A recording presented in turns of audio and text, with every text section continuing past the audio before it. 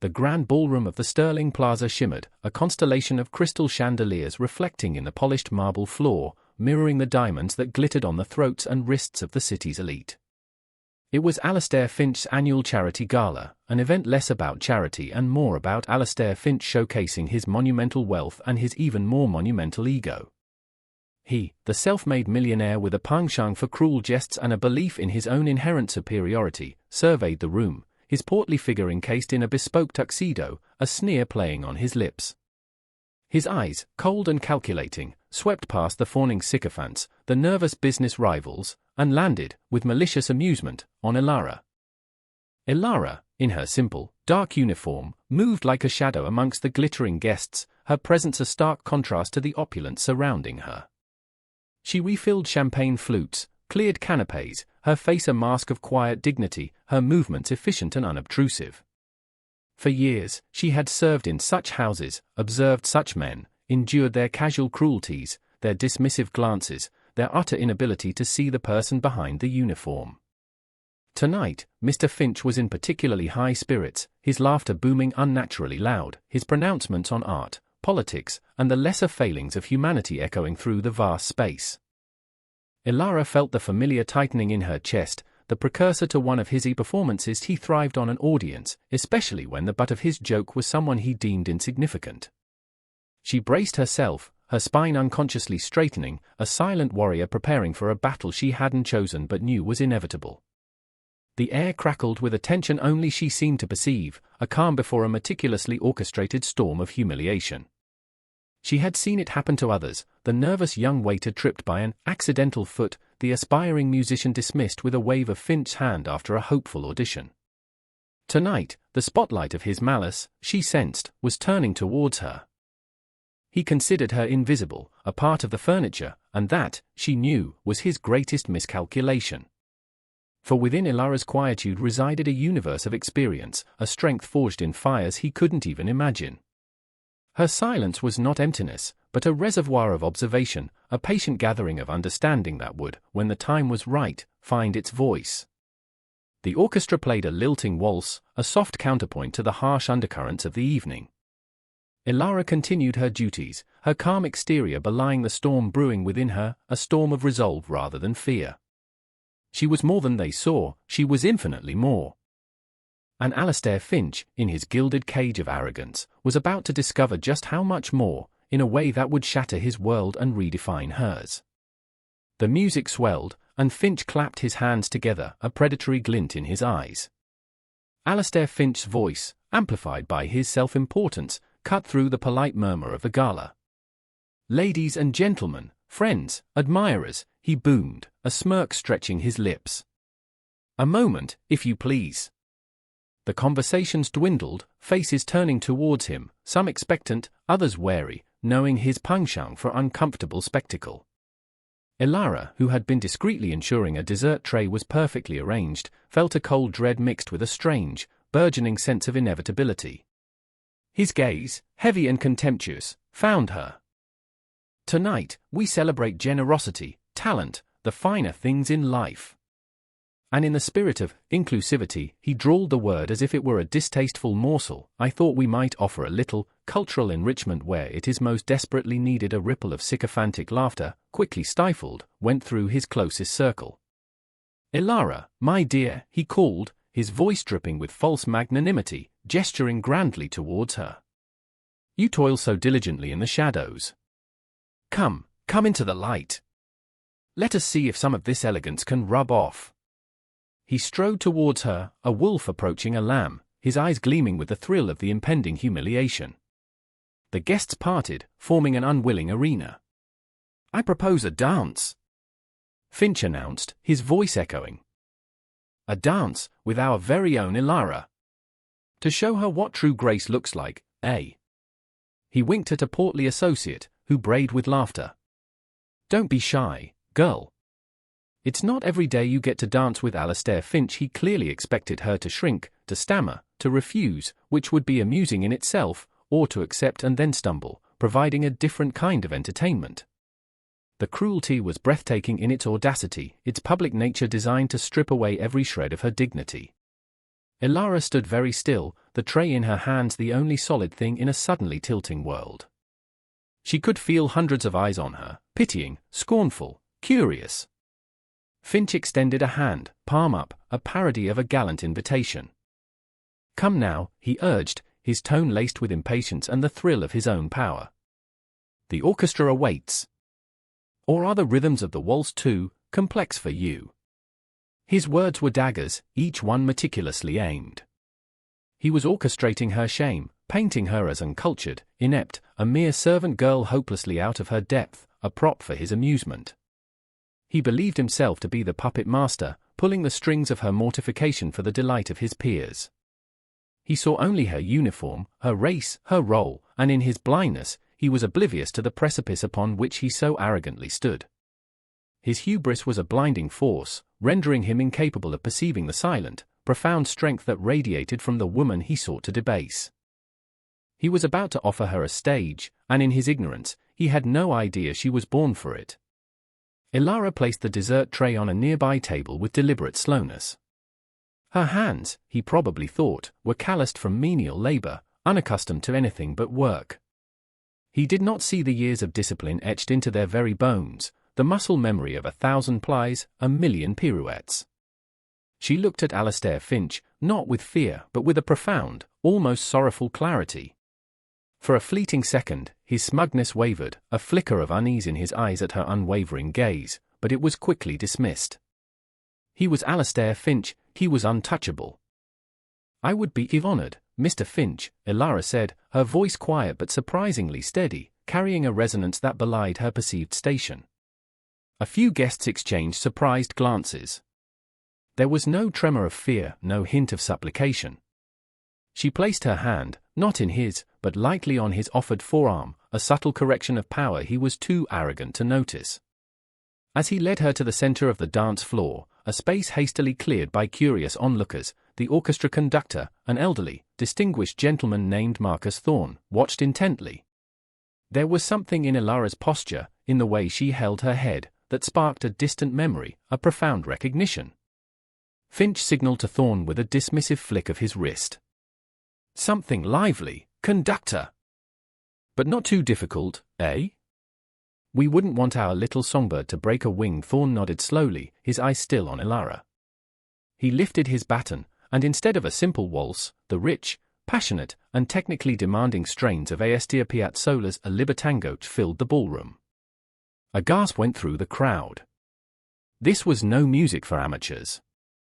Finch looked momentarily flustered. This was not the easy, bumbling dance he had envisioned. He took his stance, prepared to lead, to control. But as the music surged, Ilara transformed. The subservient maid vanished. In her place stood an artist. She did not wait for his lead, she initiated the embrace, her form suddenly imbued with a fiery grace. Her back arched, her head held high, a queen claiming her domain. Her first steps were liquid fire, precise, passionate, breathtaking. Finch, caught utterly off guard, found himself struggling to keep up, his face shifting from smug amusement to bewildered shock, then to a dark, rising fury. Ilara moved with a power and precision that silenced the entire ballroom. Years of suppressed artistry burst forth, every movement a testament to a life dedicated to dance. Her feet barely seemed to touch the floor as she executed complex steps, spins, and extensions with an effortless elegance that was nothing short of world class. The simple uniform could not conceal the aristocratic line of her neck, the strength in her limbs, the soul of a prima ballerina unleashed. The audience was transfixed, their initial pity and scorn replaced by stunned admiration, then by explosive, heartfelt applause that drowned out the music. As the final, dramatic flourish of the tango concluded, Ilara stood poised, her chest rising and falling gently, her eyes blazing with an inner fire. The ballroom erupted not just in applause, but in a roar of astonished acclaim. Alastair Finch, red-faced and panting, stumbled back, his carefully constructed composure shattered. He looked like a man who had been struck by lightning.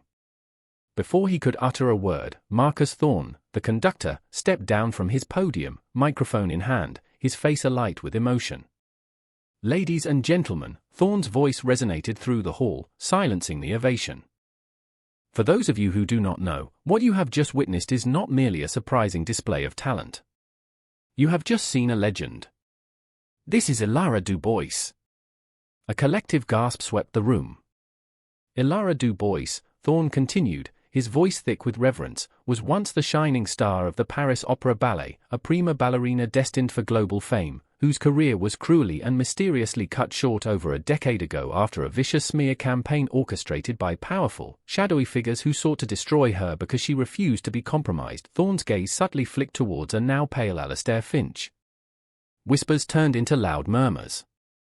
Ava Chen, the young journalist who had been scribbling furiously, now had her phone out, live-streaming, her photographer's flash going off like fireworks. Ilara stepped forward, her calm demeanor a stark contrast to Finch's apoplectic rage. "Mr. Thorne is correct," she said, her voice clear and carrying, no longer quiet but filled with an undeniable authority. "For 10 years, I have walked among you, serving in your homes, invisible, underestimated. I chose this path not out of defeat, but out of a need to observe, to understand the anatomy of corruption, the nature of men like Alastair Finch." She paused, letting her words sink in. Men who believe their wealth grants them impunity, who derive pleasure from the humiliation of others, who build empires on deceit and exploitation. From a small, concealed pocket in her uniform, Ilara retrieved a slim data stick. "During my years of invisible service, I was not merely polishing silver or pouring wine. I was listening. I was watching. I was documenting." She held up the data stick. "On this device is irrefutable proof, Mr. Finch. Proof of your tax evasion, your illegal shell corporations, your systematic underpayment and abuse of your workers, including the very catering staff here tonight. And yes," her eyes bore into his, "proof of your involvement in the campaign that sought to silence me and many others who dared to stand against your brand of business." She then turned to the assembled guests. "For years, Mr. Finch has presented himself as a pillar of society, a philanthropist. But his true charity has been to himself, at the expense of countless lives." The evidence she spoke of was not just hearsay, it was meticulously gathered, detailed, and damning. The digital files contained copies of incriminating emails Finch thought deleted, recordings of compromising conversations, and financial records that painted a very different picture of the benevolent millionaire. The public unraveling was swift and brutal. Alastair Finch's face, moments before flushed with smug superiority, was now a ghastly shade of pale, his jowls trembling. "Lies! Slander," he sputtered, his voice cracking, a pathetic shadow of its earlier bombast. "She's a disgruntled servant. A nobody. You can't believe this charlatan."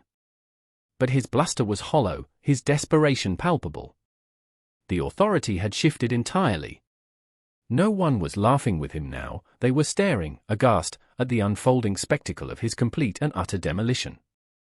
Several prominent figures in the room, those with their own reputations to protect, began to subtly distance themselves, their polite smiles freezing into masks of disapproval. Ava Chen, the journalist, was already on her phone, dictating the headline of a lifetime to her editor, while her photographer captured every nuance of Finch's meltdown. Ilara, with the poise of a seasoned stateswoman, gestured towards a large screen at one end of the ballroom, which had previously been displaying pleasant art. "If I may," she addressed the technical crew, who, captivated, quickly obliged. The screen flickered to life, displaying not art, but the first of many damning documents, a ledger detailing offshore accounts, an email chain outlining a strategy to discredit a business rival, a video snippet of Finch himself boasting about exploiting a legal loophole. The evidence was overwhelming, presented with cold, irrefutable clarity. Each slide, each piece of data, was a nail in the coffin of Finch's public persona. His sycophants, who moments ago were laughing at his cruel jokes, now looked horrified, some even attempting to slink away unnoticed, their faces etched with the dawning realization that their association with Finch was now a liability. Security personnel, initially unsure, began to move subtly towards Finch as hushed, urgent calls were made by several influential guests who were also board members of charities Finch supposedly supported. The sheer weight of the meticulously gathered evidence, compiled over years of silent observation while enduring his daily slights and indignities, was crushing. His empire, built on a foundation of arrogance and deceit, was crumbling before the very eyes of the society he had sought to dominate. His attempts to intimidate Ilara, to humiliate her, had backfired in the most spectacular way imaginable. He had handed her the stage, and she had used it not just to showcase her talent, but to expose his rotten core. The downfall was not just financial or legal, it was profoundly personal, a public stripping away of his power, his reputation, his very identity as the untouchable tycoon. His world, so carefully constructed, was imploding, and the architect of his destruction was the woman he had dismissed as less than nothing. The silence in the room was now heavy, broken only by Finch's strangled gasps and the click of the photographer's camera, immortalizing his ruin. The beautiful music had long since faded, replaced by the deafening sound of justice being served. The aftermath was as swift as it was devastating for Alastair Finch. Within hours, the evidence Ilara provided was in the hands of federal authorities. Investigations were launched immediately, freezing his assets and unraveling his web of deceit. His company stocks plummeted, partners deserted him, and the charities he patronized hastily removed his name from their honor rolls. The man who had entered the gala as a titan of industry left it in disgrace, his future a bleak landscape of courtrooms, legal battles, and public condemnation. His arrogance had been his Achilles' heel, his belief in his own invincibility the very thing that made him vulnerable to the quiet, patient observer he had so carelessly abused. But for Ilara, this was not about revenge, it was about reclamation and reconstruction. The world now knew her name again, not as a victim, but as a survivor, an artist of incredible resilience, and a woman of profound integrity. Offers poured in, to dance again, to tell her story, to lead. She considered them all with the same thoughtful grace she had displayed under duress. Weeks later, after the initial media frenzy had subsided and Finch was entangled in a morass of legal woes from which he would never truly recover, Ilara stood before a different kind of audience. Not in a grand ballroom, but in a newly refurbished community center in an underserved neighborhood, the walls adorned with vibrant murals. She announced the formation of the Phoenix Arts Foundation, funded by a significant settlement from Finch's crumbling estate, a consequence of a swift civil suit she had also filed, and augmented by donors inspired by her story. Its mission was simple yet profound, to provide scholarships, mentorship, and performance opportunities for young artists from marginalized backgrounds, those who, like her, might otherwise be overlooked, underestimated, or actively suppressed. True talent, she told the assembled group of aspiring dancers, musicians, and artists, many of whom had faces reflecting her own journey, knows no social class, no race, no artificial barrier. It needs only opportunity and belief. Her voice, once hushed in servitude, now resonated with purpose and passion. She moved not with the fiery intensity of the tango that had exposed Finch, but with a gentle, encouraging grace, her presence a beacon of hope. She wasn't just reclaiming her own destiny, she was lighting the way for others. The foundation became her new stage, her performances measured in the successes of the young souls she nurtured. The symbolic contrast was stark, from the cold marble of Finch's ballroom to the warm, welcoming floors of her dance studio, from enduring humiliation to fostering dignity. Her triumph was not merely personal, it was a communal victory, a testament to the enduring power of the human spirit to rise above adversity and transform pain into purpose. Her quiet dignity had found its ultimate expression, not in a fleeting dance, however spectacular, but in the lasting legacy of empowerment she was building, brick by hopeful brick. The story of Ilara Dubois and Alastair Finch became a modern parable, whispered in boardrooms and classrooms, shared across social media platforms, a stark reminder echoing through the digital age. It spoke volumes about the insidious nature of prejudice, how it blinds the perpetrator to the true worth of others, reducing complex human beings to simplistic, dismissive caricatures. Finch, in his arrogance, saw only a maid, a target for his cruel amusement, never imagining the formidable spirit, the world-class talent, or the sharp intellect that lay beneath the surface. He underestimated her at his peril, a fatal flaw for which he paid the ultimate price, the complete annihilation of his carefully crafted public image and the dismantling of his corrupt empire. Ilara's journey, on the other hand, was an inspirational anthem to the quiet power of dignity and the unyielding strength of a spirit that refuses to be broken. She endured years of silent indignity, not in passive suffering, but in strategic observation, turning her position of perceived weakness into a vantage point of incredible strength. Her hidden power, revealed so dramatically, was not just her extraordinary talent as a dancer, but her unwavering moral compass, her patience, and her profound understanding of human nature, both its capacity for cruelty and its potential for redemption and resilience. The triumphant resolution was not merely her personal vindication, but the creation of something beautiful and lasting from the ashes of injustice. The Phoenix Arts Foundation stood as a testament to the idea that true power is not found in wealth hoarded or control exerted over others, but in the ability to lift others, to nurture potential, and to create opportunities where none existed. It was a moral victory that resonated far beyond the confines of a single ballroom or a news cycle. And so, the moral of this tale hangs in the air, as clear and resonant as the final note of a perfect symphony: judge no one by their station, for worth is not measured in riches or rank, but in character and contribution. Underestimation is the fool's errand, for the quietest souls often harbor the deepest oceans of strength. And ultimately, the universe has a way of balancing its accounts. Hubris begets downfall, while integrity, even when tested by fire, forges a path to enduring triumph. Remember Ilara, the maid who danced her way to justice, and let her story remind you that true grace is not about the glitter of the ballroom, but the steadfast light of the human spirit.